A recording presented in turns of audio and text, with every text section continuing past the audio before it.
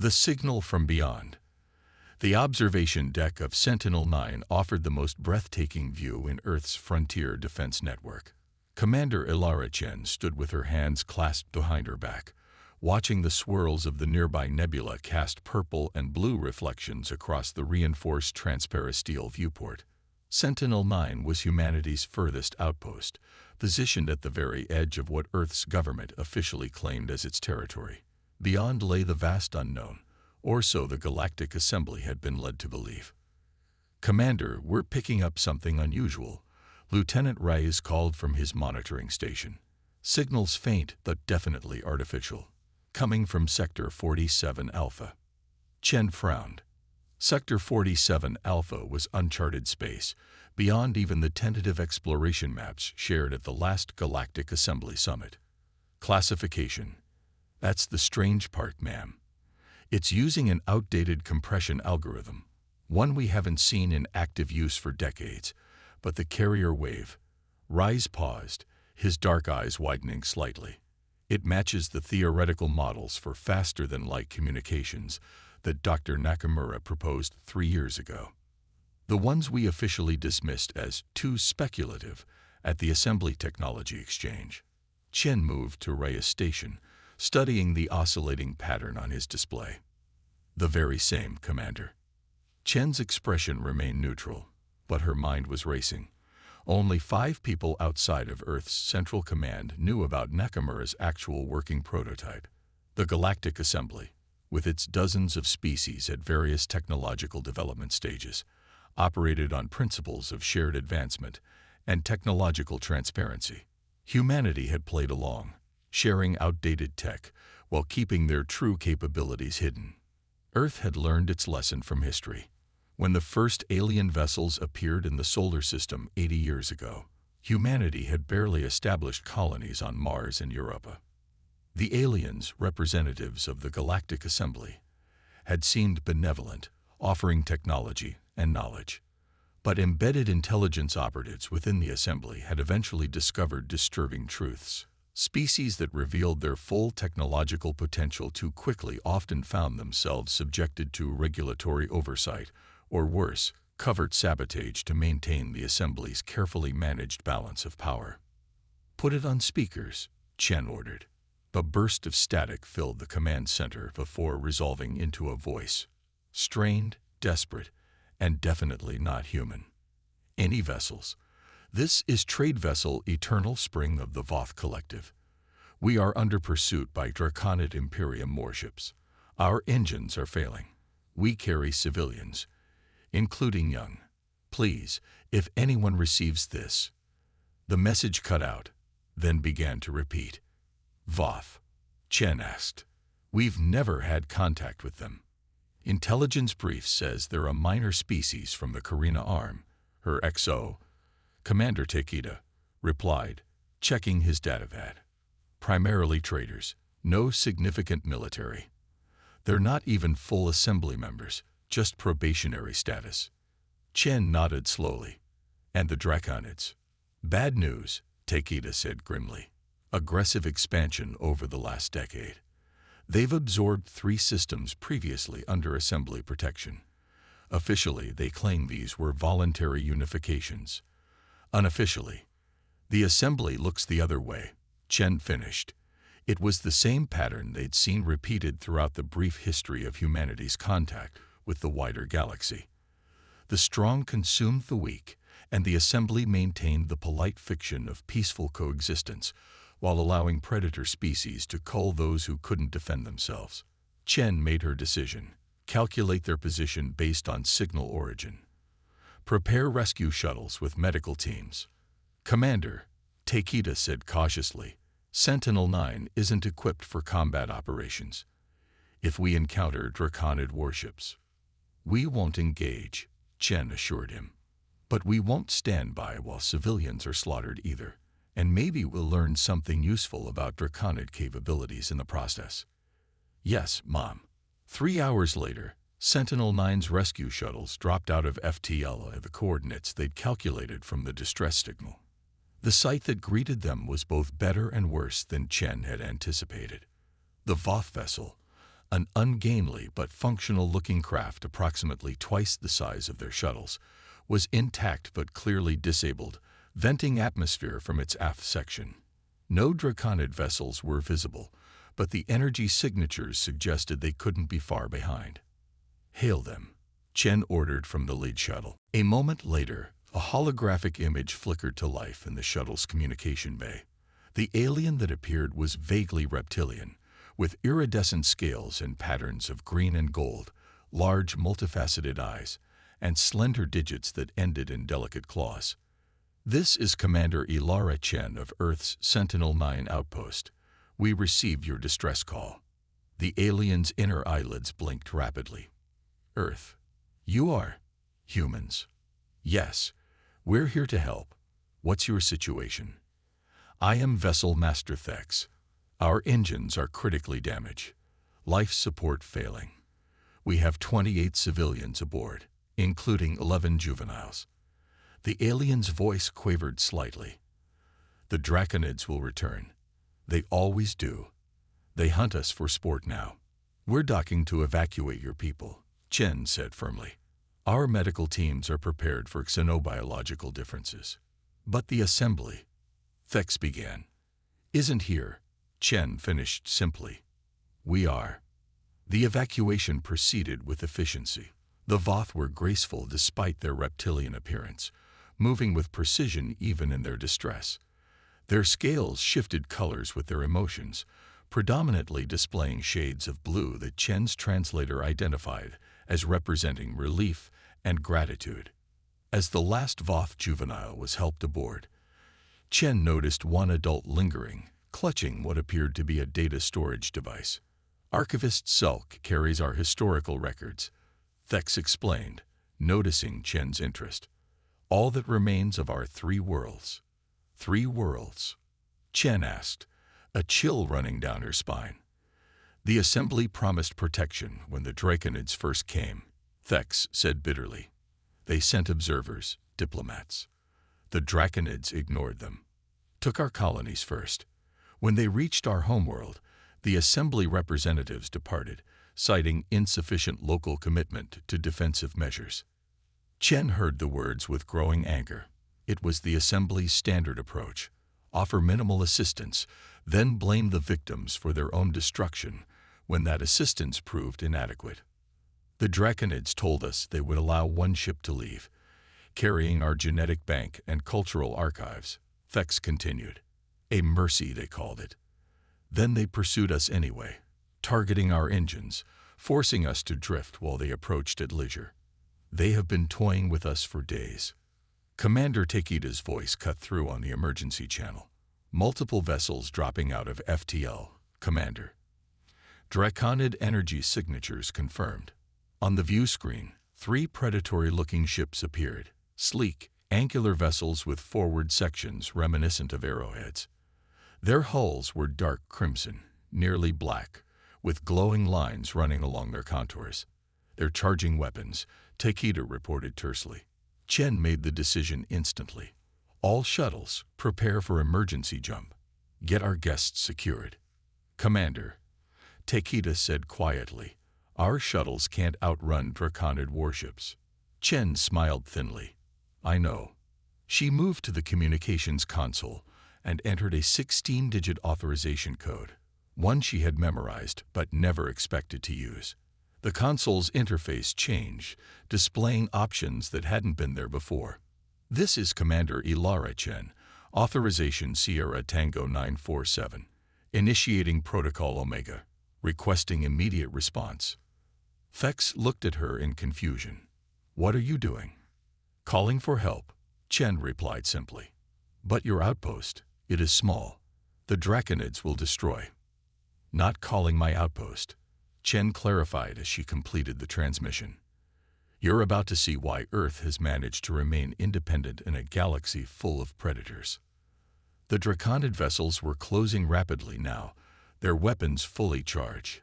The lead ship broadcast on an open channel, the translator rendering a coldly amused voice. "Voth remnants and unexpected guests. How fortunate. 2 species to study in 1 hunt. Power down your engines and prepare to be boarded. Resistance will result in, well, resistance is preferable, actually. More entertaining for my crew. Chen didn't respond to the Draconid communication. Instead, she watched her console as a countdown appeared. 10 seconds. 9. 8. Commander, take you to warned. They're targeting us. Impact in 15 seconds. 5. 4. 3. Brace for evasive maneuvers, Chen ordered calmly. 2. 1. Space folded. There was no other way to describe it. The void between stars rippled like disturbed water. And suddenly, impossibly, 7 vessels of sleek, predatory design appeared between the shuttles and the Draconid warships. Unlike the utilitarian design of the publicly known Earth vessels, these ships were elegant and dangerous, curves and angles blending in a design philosophy that spoke of both beauty and lethality. They were midnight blue, almost black, with no external running lights or visible weapons ports. Yet somehow, they radiated menace. "What is this?" the Draconid commander demanded, their previously smug tone replaced with confusion. A new voice answered, calm, measured, and utterly confident. "This is Admiral Marcus Thorne of the Earth Navy Phantom Fleet. You are engaged in hostile actions against civilians under Earth's protection. Stand down immediately." The shuttle's sensors were suddenly flooded with readings from the Earth vessels, energy signatures unlike anything Chen had ever seen, even in her classified briefings. "These readings can't be right," Takeda whispered, staring at his console. "These ships are generating more power than a small star." Chen allowed herself a small smile. "That's because most of what we know about our own military capabilities is compartmentalized, Commander. Apparently, I wasn't cleared for the full extent of Protocol Omega." On the view screen, the Draconid vessels had halted their advance, but hadn't powered down their weapons. The lead Draconid ship broadcasted again. "We claim these Voth by right of conquest under Imperial law. Earth has no jurisdiction here. Withdraw your vessels immediately or face the consequences." Admiral Thorne's response was utterly calm. "You misunderstand. That wasn't a negotiation. It was a courtesy." What happened next would be debated among military analysts for decades to come. The Earth vessels didn't fire conventional weapons. Instead, 6 of them released what appeared to be small drones, hundreds of them, swarming toward the Draconid ships in perfect coordination. The drones themselves seemed to generate some form of energy field that interfered with the Draconid shields, creating visible ripples across their protective barriers. The Draconids fired, their energy weapons blazing across space, only to have the beams curve away from their targets, as if space itself was being manipulated. "Gravitational lensing," Takeda breathed. "They're bending space to redirect energy weapons." The lead Earth vessel, larger than the others, and bearing the designation Ian's Nemesis on its hull, moved forward with impossible grace. Where the other Earth ships were clearly warships, this one had the look of something else entirely, part dreadnought, part scientific vessel. A pulse of energy, not a weapon, but some form of scanning wave, washed over the Draconid ships. Moments later, their external lights flickered and died. Their weapons powered down. The ships drifted, seemingly without power. "How?" Thex asked, mandibles clicking in astonishment. "I don't know," Chen admitted, "but I'm beginning to understand why Earth keeps its true capabilities hidden." The comm channel activated again. Admiral Thorne's voice was crisp and professional. "Commander Chen, prepare your shuttles for docking with the Nemesis. We'll take your refugees aboard and provide medical assistance. The Draconid vessels have been temporarily disabled, non-destructively. A courtesy I suspect they wouldn't have extended to you." Chen nodded to herself. "Understood, Admiral. And thank you." As the shuttles approached the massive Earth vessel, Chen couldn't help but feel a mixture of pride and unease. Pride that humanity had developed such capabilities in secret. Unease at what this revelation might mean for Earth's future relations with the Galactic Assembly. One thing was certain, The galaxy was about to learn that humanity was not the technological backwater they had pretended to be. And the Voth, watching with wide, multifaceted eyes as the enormous Earth vessel loomed before them, were getting the first glimpse of what humanity could truly do when provoked. What no one yet knew, not even Commander Chen, was that this small rescue operation was about to trigger a chain of events that would reshape the balance of power throughout the galaxy. The Phantom Fleet had emerged from the shadows, and there would be no going back. Phantom Fleet Unleashed. Admiral Marcus Thorne stood on the command deck of the ENS Nemesis, hands clasped behind his back as he studied the tactical display. At 58, Thorne was a legend within Earth's classified military structure, though his name would have drawn blank stares from most Earth citizens and confusion from any alien diplomat. His weathered face bore the calm expression of someone who had seen more than most could imagine, yet remained unshaken by it. The Nemesis, flagship of Earth's Phantom Fleet, represented the pinnacle of human ingenuity, a vessel incorporating technologies that officially didn't exist. Its true capabilities were known to fewer than 30 people in the entire solar system. Admiral, his XO, Captain Diana Walsh, approached with a datapad. The Voth refugees are settled in Medical Bay 3. 28 survivors total. Thorne nodded. And Commander Chen, waiting in your ready room, sir. As ordered. Good. Status of the Draconid vessels, still disabled. The quantum disruption field will keep their systems offline for approximately 6 more hours. Walsh glanced at the tactical display where the 3 Crimson ships floated, powerless. Their life support remains functional, as do emergency systems.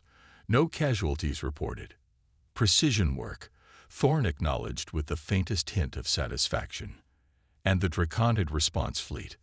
Long-range sensors detect a battle group of 7 vessels changing course toward our position. Estimated arrival: 4 hours, 17 minutes.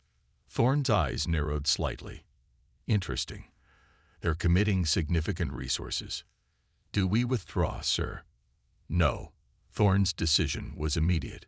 This incident provides a unique opportunity. The Phantom Fleet has remained hidden for almost 40 years, observing, gathering intelligence, but never engaging. Now that we've shown ourselves to save these refugees, we might as well make the revelation count. He turned to face Walsh directly. Prepare the fleet for potential combat operations. I want tactical analysis of all Draconid vulnerabilities based on the scan data from their disabled vessels. Yes, sir. As Walsh moved to carry out his orders, Thorne headed to his ready room, where Commander Chen waited, her expression a mixture of awe and professional composure. Admiral Thorne, she said, snapping to attention. Commander Ilara Chen, Sentinel-9. At ease, Commander. Thorne gestured to a chair. I believe this conversation is overdue. Chen sat, her eyes darting briefly around the room, taking in the advanced technology that surrounded them. Nothing on the Nemesis resembled the comparatively primitive equipment on Sentinel-9. Protocol Omega, Chen said. I was told it existed as a last resort, but given no details beyond the activation codes. Thorne nodded. Compartmentalization. Earth's best defense in a galaxy where too many species can read minds or extract information through various means. He activated a holographic display above his desk, showing 7 vessels of the Phantom Fleet moving into defensive positions. What you're seeing represents 40 years of hidden development, Earth's insurance policy. But the assembly treaties restrict the development and deployment of certain technologies. Thorne finished. Treaties we've officially honored while developing alternatives the assembly never considered possible. Chen leaned forward. How? The assembly technical observers visit our shipyards, our research facilities. They see what we want them to see. Thorne's expression remained neutral. When the first assembly representatives arrived in our solar system, humanity was vulnerable, barely able to reach Mars. We appeared to embrace their offered technologies eagerly. But we didn't trust them, Chen said, understanding dawning. Earth's history is filled with first contacts between cultures at different technological levels. Those rarely ended well for the less advanced society. Thorne manipulated the holographic display, showing a massive installation hidden within Saturn's rings. While we publicly developed along the paths the assembly expected, a parallel program was established. Drawing from human scientific theories that diverged from assembly norms, we created technologies they never anticipated. And this fleet is the result. One result, Thorne corrected. The Phantom Fleet represents our defensive capability. There are other programs. Chen processed this information, her training helping her maintain composure despite the revelation. The Voth said the assembly abandoned them to the Draconids. Is this common? Unfortunately, Thorne's expression hardened slightly. The assembly maintains peace between major powers while allowing aggressive species to eliminate those deemed inconsequential. It's population control on a galactic scale. And they would have done the same to us if we hadn't hidden our capabilities, Chen concluded. Precisely. Now, however, circumstances have forced our hand. Thorne stood. Come with me, Commander. Since you initiated Protocol Omega, you should witness what happens next. On the main bridge of the Nemesis, officers worked with quiet efficiency at stations that bore little resemblance to conventional ship controls. Instead of physical interfaces, most crew members manipulated holographic displays with minute hand gestures or direct neural links through slender circlets worn at their temples. Admiral on deck, Captain Walsh announced as Thorne and Chen entered. Status report, Thorne requested, taking his command position at the center of the bridge. Draconid battle group maintaining intercept course. 3 hours to contact.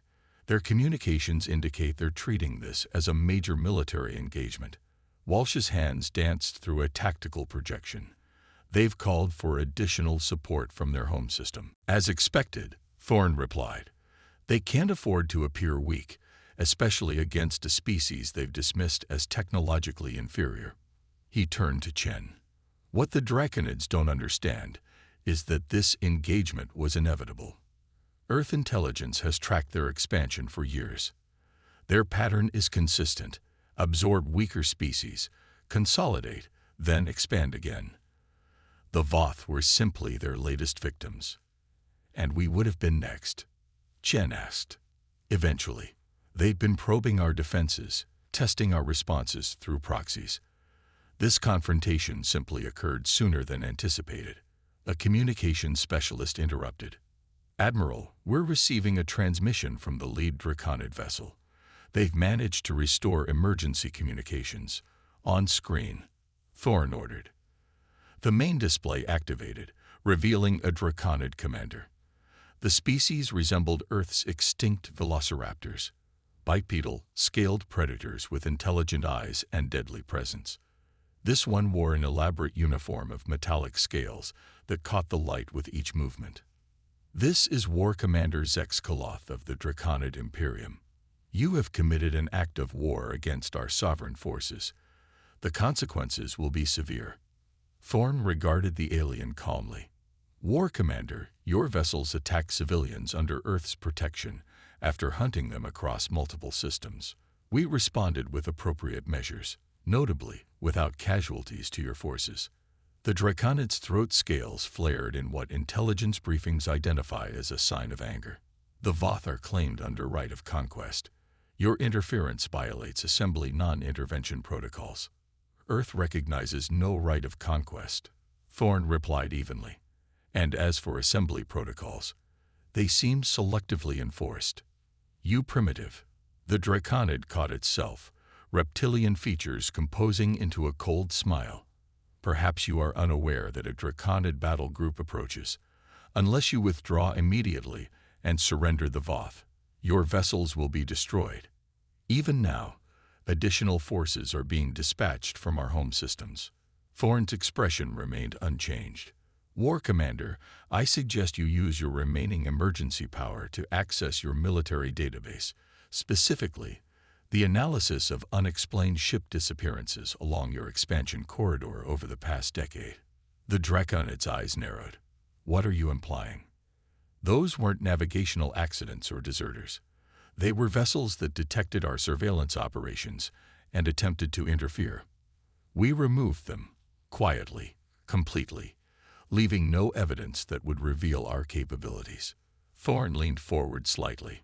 Your approaching battle group doesn't concern us. Neither do your reinforcements. For the first time, uncertainty flickered across the war commander's features. You bluff. Do I? Thorn nodded to Captain Walsh, who activated a secondary display. The screen showed historical footage.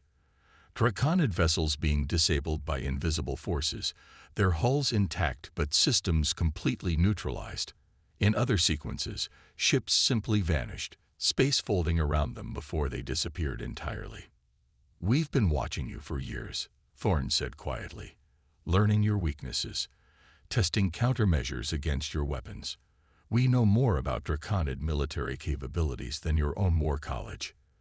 The Draconid's breathing had quickened, throat scales fully extended now. Why reveal yourselves now for the insignificant Voth? Because principles matter, War Commander. Earth has remained hidden, gathering strength, because we understood the nature of the galaxy we entered, but we never abandoned what makes us human. Thorn's voice remained measured but took on an edge of steel. We will not stand by while innocents are slaughtered for sport. The Draconid Imperium does not respond to threats, Zex Kaloth hissed. This isn't a threat. It's a choice I'm offering you. Thorn's gaze was unwavering. When your battle group arrives, they can either retrieve your disabled vessels and withdraw from this sector permanently, or they can engage us and discover why Earth has remained untouched despite our apparent vulnerability. The transmission cut off abruptly. He didn't take that well, Chen observed. Pride is a weakness the Draconids cultivate, Thorn replied. Their entire society is built on concepts of dominance and subjugation. The possibility that they've been observed and analyzed for years without detection is psychologically devastating. Captain Walsh approached. Admiral, the Draconid battle group has increased speed. They'll arrive in just under 3 hours. They've made their choice, then. Thorn didn't sound surprised. Deploy the fleet in Variation 5. Prepare gravitational disruptors and quantum interference fields. Are we going to destroy them? Chen asked quietly.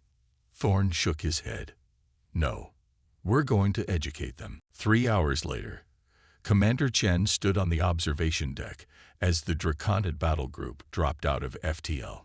7 warships, larger than those they'd disabled earlier, arranged themselves in an attack formation.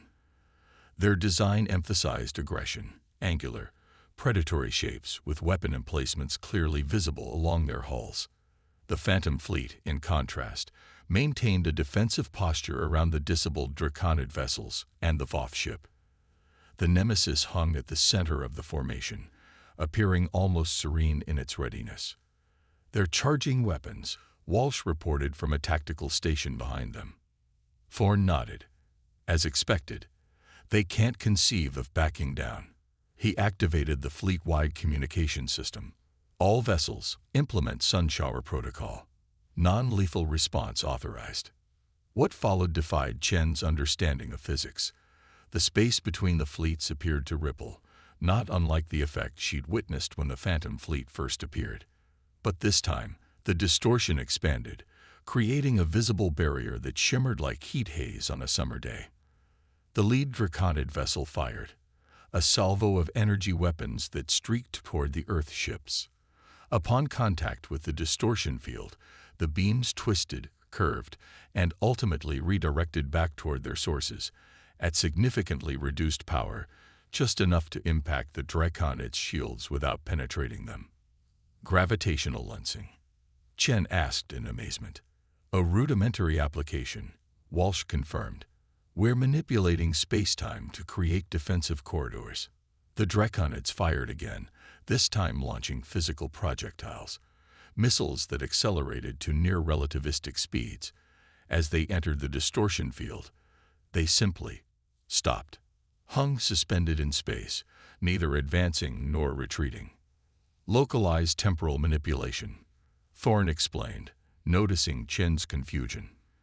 The missiles exist in a bubble where time passes differently, approximately 1,000th the normal rate. That's impossible, Chen whispered. By assembly science, yes, Thorne agreed. Their understanding of physics developed along different lines. They never explored certain theoretical avenues that human scientists pursued. The Draconid vessels regrouped, clearly attempting a different approach. 3 ships broke formation, accelerating to flank the Earth fleet. They're attempting to find a weak point in our defenses, Walsh noted. As they should, Thorne said with professional respect. Their tactical doctrine is sound, if conventional. He tapped a command into his personal interface. Deploy Phase 2. From the Earth vessels, thousands of small objects emerged, each no larger than a human fist. They moved with perfect coordination, forming a 3-dimensional grid around the Draconid ships. Quantum entanglement nodes, Walsh explained to Chen. Each contains a fraction of a much larger system.